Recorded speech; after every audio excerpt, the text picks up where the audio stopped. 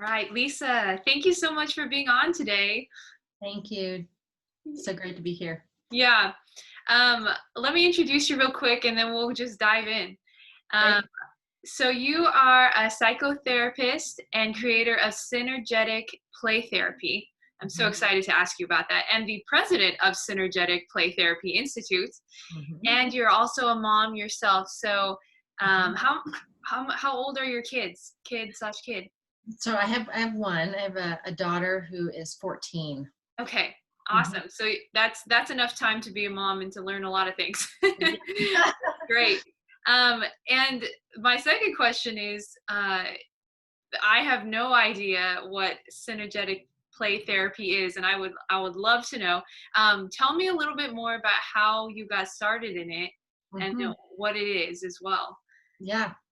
So synergetic play therapy is really a form of counseling with children. That'd be like a really easy way to wrap our minds around it.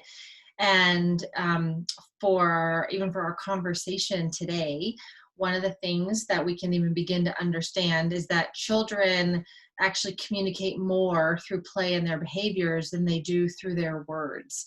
Right. And so when we think about counseling with kids, actually using their body, using their play, which is their natural communication, as a way to help them process and work through stuff actually makes a lot more sense in their development than asking cognitive questions, which they may or may not really be able to fully answer.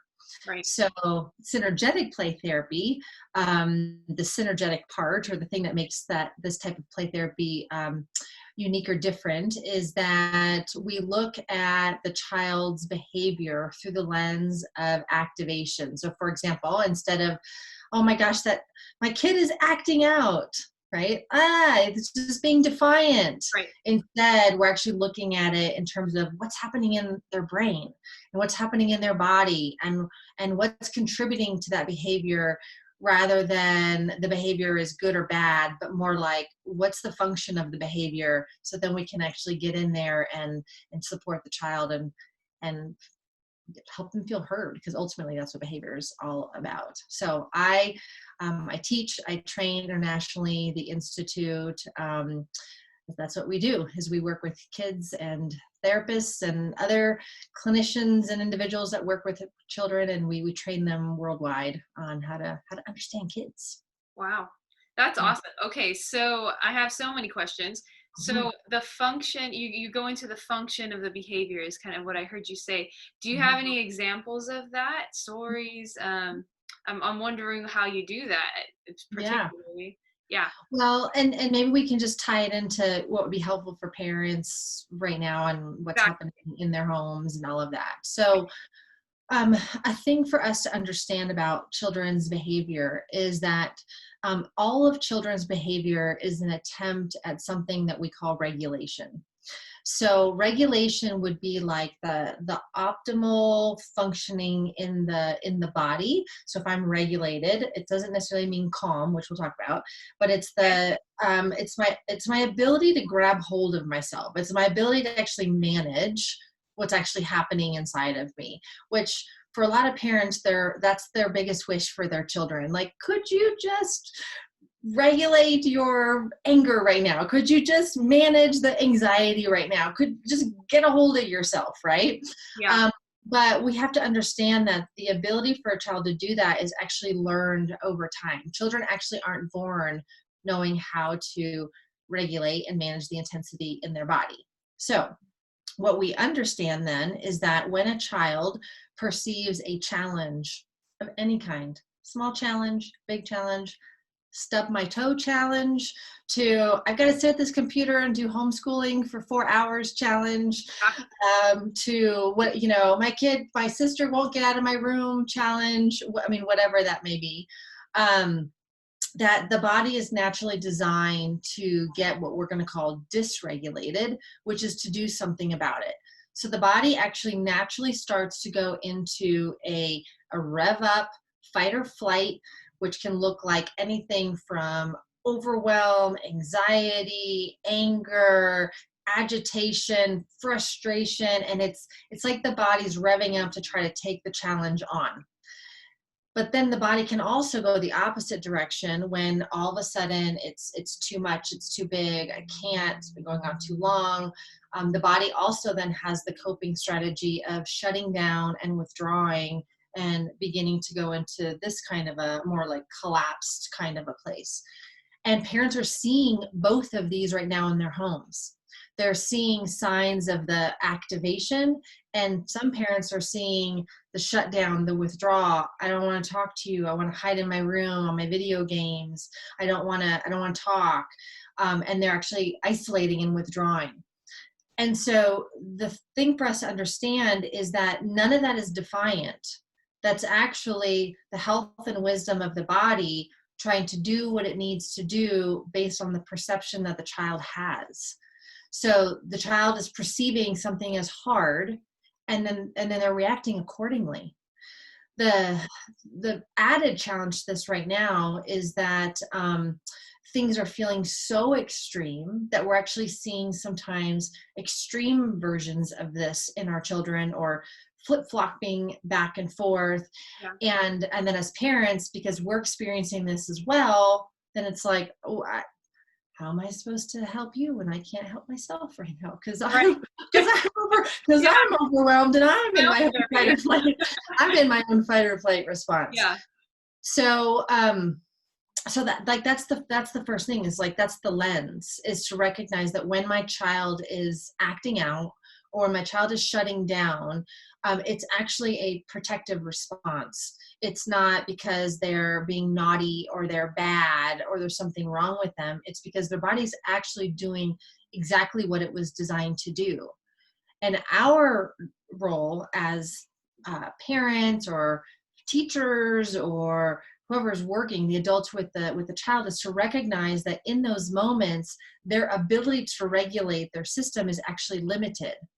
So instead of expecting a child to know how to regulate, it's actually our responsibility to step in and teach them how to regulate and show them how to regulate, which is no easy task. I joke with my students when my daughter was born, before I knew all of this, like, I didn't read the fine print in the parenting agreement that said, and your job is going to become your child's regulator. I'm like, I missed that.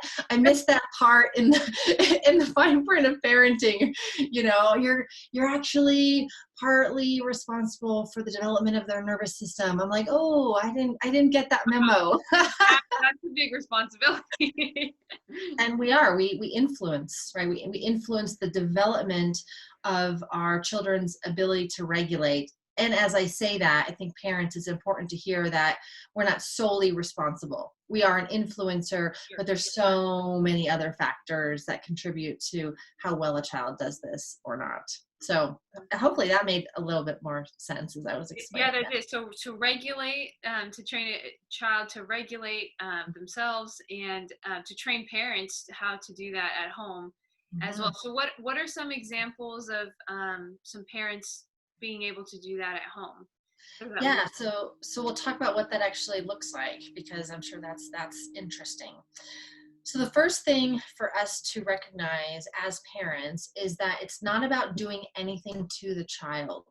So a lot of parenting books, a lot of parenting help out there is about behavior management. So what do I need to do to get my kid to stop doing X, Y, and Z? Or what do I need to do to get my kid to do X, Y, and Z?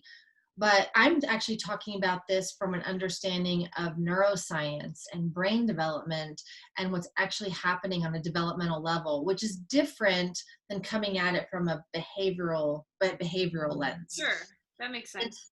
And so when we look at this, what we're really looking at is, what do we need to do first? Because it really does start back this way. So I'll give an example. Let's say that my child is, let's say she's really mad, she's frustrated, she's been cooped up at home, she hasn't seen her friends, she's sick of school, she's over it, and she's super agitated, super irritable, just highly dysregulated. Yeah. I have two options. One is I can spin with her. Okay. The other is I can start to become her regulator. Okay. Mm. So there's almost a decision that we have to make as parents. And the decision part comes from when our body starts to either act up or we start to withdraw, and shut down. If we can imagine that there's like a felt sense to it. So like, for example, Jessica, if you're anxious, I'm gonna feel that you're anxious. Like I'm gonna get a sense of that. If you start to go depressed, like I'm gonna feel it on some level. And it's kind of like our nervous systems say hello to each other.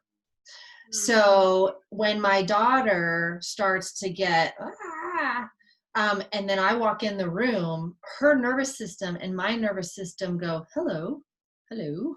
Yeah. And so I actually feel and I pick up on all this, Mm-hmm. right? Mm-hmm. Most parents, actually, I don't want to say that, many parents, we have not been trained how to work with what that feels like in us. Mm-hmm. So our immediate response is, oh my gosh, how do I get her to stop? How do I get her to stop? Because I don't want to handle the hello that just happened between us. Right. That's fair. Right? That's uncomfortable. Like I don't want to deal with her agitation. I don't want to deal with it. But the reality is we feel it whether we want to or not. And so the first step is, what do we need to do to actually regulate ourselves? What do we need to do to stay connected to ourselves? So that could be as simple as taking a really deep breath. That could be actually like naming it, like, wow, Avery, okay, I'm listening to you speak, and I'm feeling it in my body, like actually naming it. It could be moving. So like I'm like, woo, maybe I'm just sort of moving, or I'm grounding into my legs, or all of a sudden I'm like squeezing my hands, whatever it is for me to grab hold of myself so that I can be in the experience with her but not get lost in it. Mm-hmm. And that's the regulating part. And I'll say a piece in here that I think is really helpful is that when we think about regulating, oftentimes we think about being calm.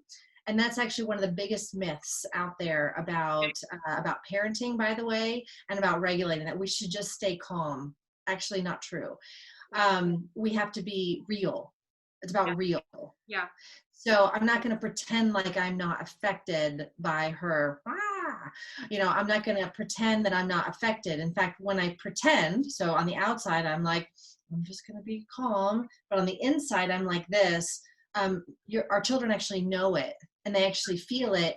And oftentimes they actually escalate more because they're escalating to try to get us congruent, because they actually need us congruent. Yeah. So if I'm going to regulate, I got to feel it. I got to own it. Again, breathe, maybe name it. Maybe it's like, you know what, sweetie, I'm going to go into the other room, or I'm going to go take a 5-minute walk. Yeah. And then I'll be right back. Because I can't do anything to her until I take care of me first. Sure. And that's so key. And then once I grab hold of myself, well, now I can begin to regulate her. And that could be as simple as I invite her to take a deep breath. It could be as simple as me having a conversation with her, like, sweetie, like, what's up? Tell me what's going on, and letting her vent and feel heard, because ultimately she wants to feel heard. It may be me not saying anything and me just taking deep breaths where she can feel me taking a deep breath. So then she eventually takes a deep breath, like she's almost borrowing my nervous system for a second. But I think the key piece, no matter what we do, is for us to recognize that when our children are really acting out, the impulse is to get them to stop because it's really uncomfortable for us. But actually, to help them learn how to regulate themselves, we have to model it. Mm-hmm. And it starts with us feeling it, taking care of ourselves in the minute and in the moment, and then actually engaging with the child in whatever way we need to engage with them. which allows them to actually borrow us for a minute while they grab hold of themselves as they're learning to do the same. Regulate themselves, right? Yeah, So, exactly. so you're a regulator teacher, basically, Exactly. is what you're saying. Exactly. We actually call it the external regulator, that you're the external regulator Yeah. in the home or for your child. Yeah. Hmm. Okay, so that's an example of a teenager, and that's making sense to me. Hmm. Um, so what does that look like with a younger child? Really Yeah. same thing, just your intervention might look a little different or not, you know. I mean, even with a 4-year-old who's, throwing a temper tantrum or really frustrated, the same thing applies. I can't intervene until I regulate myself first. And then it may be me, just, let's say the temper tantrums in their bedroom, and it may be sitting on their bed and just, wow, wow, buddy, like this is big, like you're mad. And I'm just breathing. I'm just with them in it, but I'm not losing myself in it. Or it may be me recognizing, okay, we have a lot of energy here. Okay, let's go on a walk. Like, we can also regulate that way. Yeah. Or it could be recognizing, you've got a couple of kids in the home and everyone's sort of looking like this, like, they're like, oh, they're like over it in Yeah, the been day. before. They're over it, and it's like, okay, let's have a dance party in the kitchen. Yeah. Yeah. Anything Okay. that we can do to help the child connect back to themselves is the key. Yeah. And whatever that looks like, it may be, let's go jump outside on the trampoline, let's go take a walk, let's play a game, let's roll on the floor, get over here, let me squeeze you and hold on to you and actually regulate you and help your body. Or it could be the opposite, which is like, how about I just sit with you in some quiet time. Yeah. How about we read a story together? How about taking a bath? You love baths, and having your child just go take a nice, bath where they can play or whatever it is. The interventions can be as creative as we want them to be, Sure. if we can just keep in mind, all right, this child's not being naughty, this child's not being bad, my child's dysregulated. My Yeah. child's dysregulated, and my child's having a hard time coming back to themselves. Mhm. So, what do I need to do in this moment to help my child come back to themselves? Because that's the learning curve they're on in their development, Right. instead of just me expecting them to know how to do it. Right. And for some people, that's a bit of a paradigm shift. Yeah, that's Mhm. great. I'm even thinking of some adult friends that I have who sometimes I like find myself help trying to regulate them, and we do that, Totally. the women being empathetic and men as well. But yeah, it's just funny to me how humans, we're all very similar, just different circumstances and different growing up, and you're regulating is still the same. Is kind of what you're saying. It's an overall goal to have. It's an overall healthy habit to develop. Well, it's one of the keys for actually our well-being. Mm, Um, when we are not able to regulate ourselves and we walk through the world really dysregulated, that actually creates a lot of chaos for us in our lives. Not to mention, we are more susceptible to health issues, our yeah. immune system's depleted. I mean, on and on and on. So part of all of our journey, yes, even us as adults, because let's be honest, we're not walking around regulated. Like, this is still a journey for us. That the more we're able to, we come back to our own resiliency, and we come back to our own sense of wellness and a sense of groundedness, and it actually gives us access. Here's the brain part. When we're dysregulated like this, we're actually coming from lower centers of our brain, which are reactionary.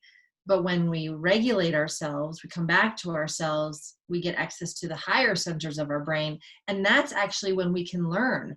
So I have a lot of parents right now, they're like, my kid hates school and I can't figure out how to get my kid to engage. And it's like, well, let's just start with, if they're in this part of the brain, they can't learn anyway. Yeah. So what do we need to do first to help your child, whether it's not, don't expect them to sit at the kitchen table, let them move, bounce on a yoga ball while they're doing their classroom stuff, or have them do schoolwork in 15-minute increments, 15 minutes, and then get up, stretch, move, come back to your body, 15 more minutes. It's like, what does my particular child need based on who they are, what their body needs, and allowing that to happen. Because if we don't, well, they're not going to get here anyway, so nothing's going in anyway. Okay, that's Yeah. awesome. Okay, so so those are some ways that parents can help regulate their kids at home. I'm just curious, for play therapy. I did vision therapy when I was a kid, and Mhm.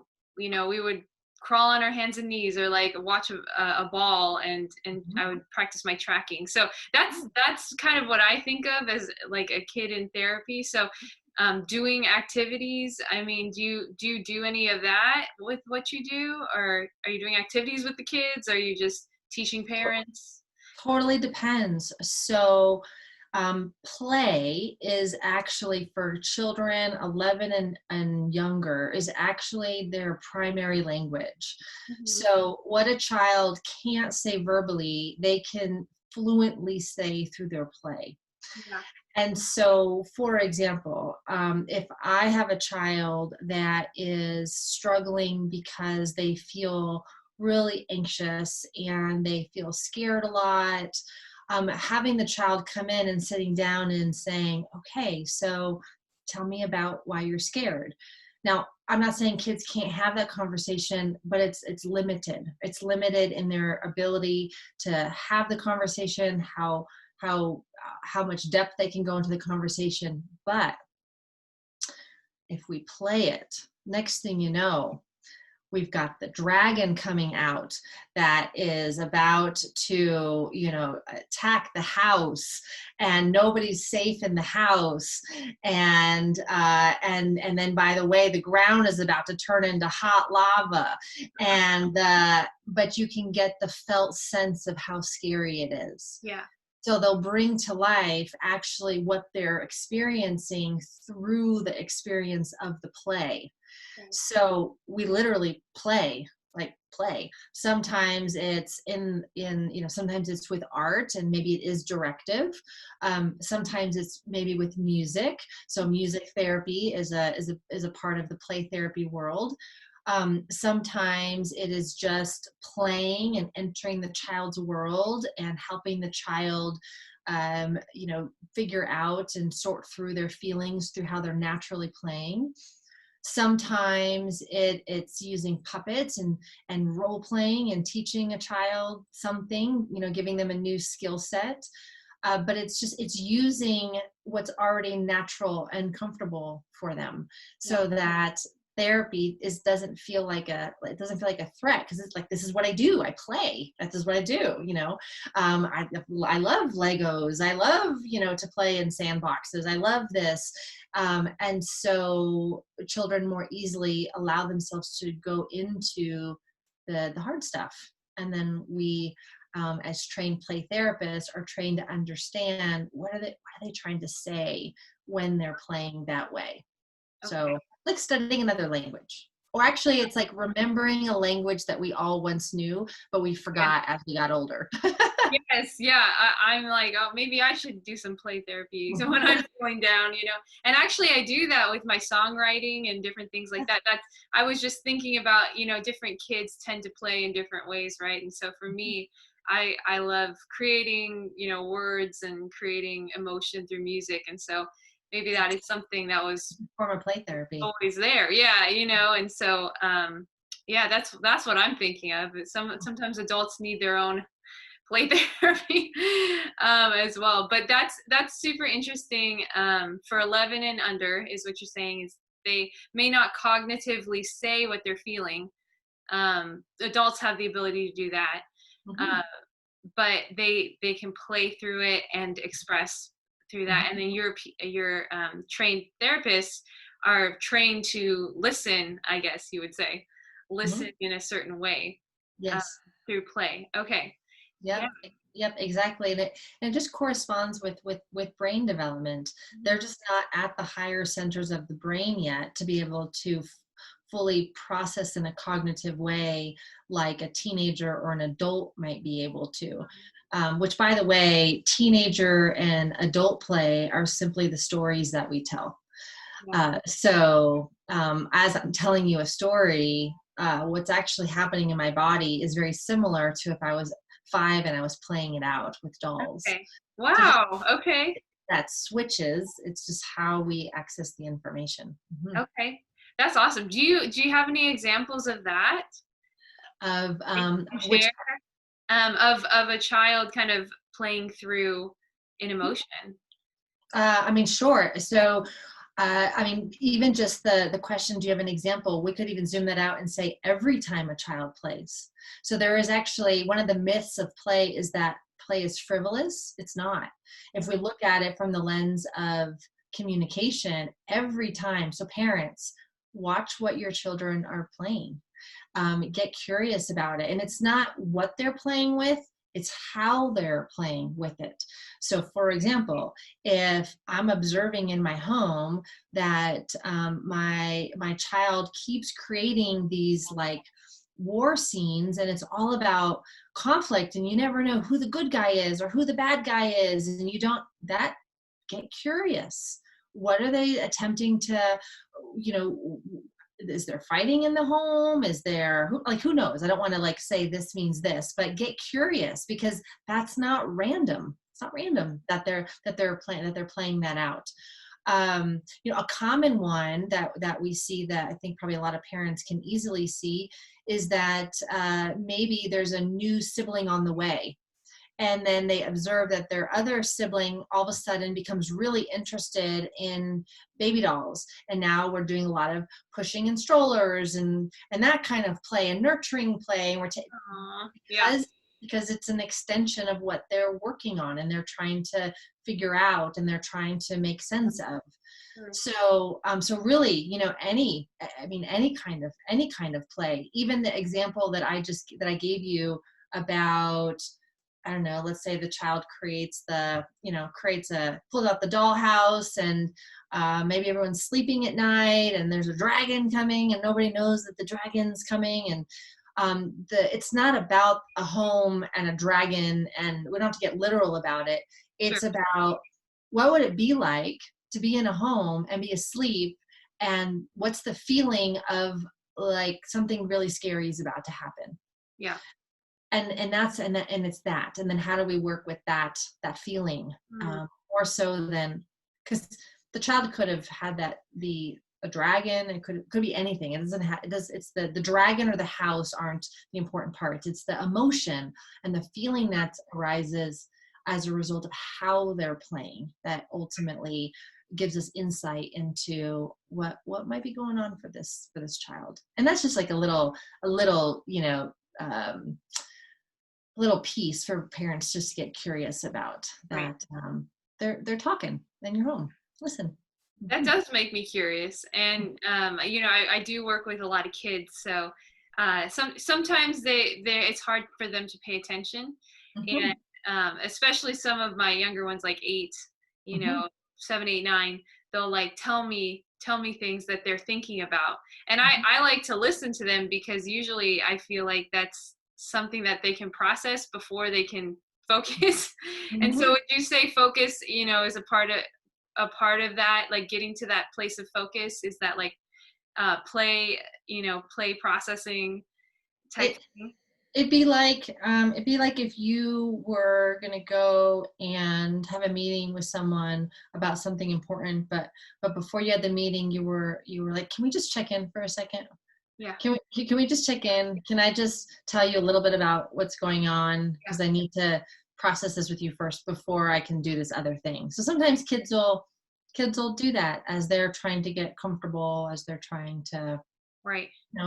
before Yeah. they transition into the task. I just had a 5-year-old just tell me all about his favorite TV show, and then he's like, this is the bad hyena, and this is the good one, and this is the, he's just like telling me all about it, and it was it's just really cute. And so what we did was I had him like roar um, Mhm. his exercises because he was thinking about lions and hyenas, and so Love it. like, Love it. yeah, Love it. Love it. Love it. So that was going to be another piece, Jessica, that I was going to share. For parents, if you're struggling to have your kids engage in things, when a child cannot find meaning in the task at hand, the child's brain is designed to shut off. yeah, So things that are not important to us, we are designed. So again, it's not about being defiant. It's not about being a bad listener. We all listen when what is being asked of us feels important. We all want to follow through when the task at hand is something that's meaningful. And so to the degree that we can actually create the thing that we want the child to do and link it or have it done in a way that feels meaningful to the child, you increase their engagement, which is what I just heard you do, was you took what he was telling you what was important to him, yeah, and then got this task and you went, great, how do we connect it so that it actually naturally becomes meaningful and you increase engagement? But where sometimes parents and teachers lose children is, well, here's the task, and you have to do the task no matter what, because that's what's expected of you, without recognizing that the brain actually wasn't designed to work that way. We're actually going against the actual design of the brain. The brain is alert when it's meaningful. So if I want my child to do something without what's going to feel like a kicking, screaming battle, I can increase that happening tenfold if I take the time to figure out how to make the activity interesting for the child, right. even if it's a chore. Make Mhm. it interesting. Make it interesting. Teachers, the assignments you give the kids, make them interesting. Right. Right. Mm-hmm. And yeah, right now in current events, all the teachers are trying to adapt and especially online lessons. I've been trying to adapt and like trying to be creative. So I love that you're saying, okay, just like be free to be creative in this time because play is important, especially when everyone's staring at a screen, like Yeah. we play through what we're doing. And so, Yeah, play through the screen, everyone stand up, dance, move, shake it out, become an animal, yeah, whatever whatever it may be. It's so yeah, helpful, that's and great. all like to regulate the body too, like Yeah, that's help awesome. our kids regulate. Yeah. Mhm. Well, we're coming up to the end of our time here, but you have a free gift for our audience. Can you tell us a little bit about it? I do actually have two free gifts. Okay, perfect. So since we're talking about regulation and it might be a new concept, and I know that right now the task to be able to help our children feels harder because we're struggling with coronavirus. I have two 1 hour webinars that are specifically on helping us regulate right now during the coronavirus. So it's for us as adults, as parents. One of them is for the sympathetic arousal, the fight or flight, and then the other one is for when we hit exhaustion, burnout, and we start to shut down. And they're just filled with idea after idea about how we can just keep coming back to ourselves. So those are two free gifts to help you out so that you can center yourself so you can be there for your kids. Yeah. Okay. Awesome. Well, Mhm. thank you so much for your time, Lisa. I know I learned a lot, and I know my audience is going to learn so much from you. Awesome. And so they can get a hold of you by getting your free gift. Mhm. Do you want to tell them your website real quick, or Sure. another way to get a hold of you? Yep. So I've got two. So if you're curious about synergetic play therapy, it's synergeticplaytherapy.com. We also have synergetic play therapists all over the world too. So if you're like, oh, that'd be helpful if I had a synergetic play therapist for my kid. We might know someone in your area. Yeah. And then if you're just curious about my work with adults or just with parents in particular, you can go to my personal website, which is lisa-dion.com.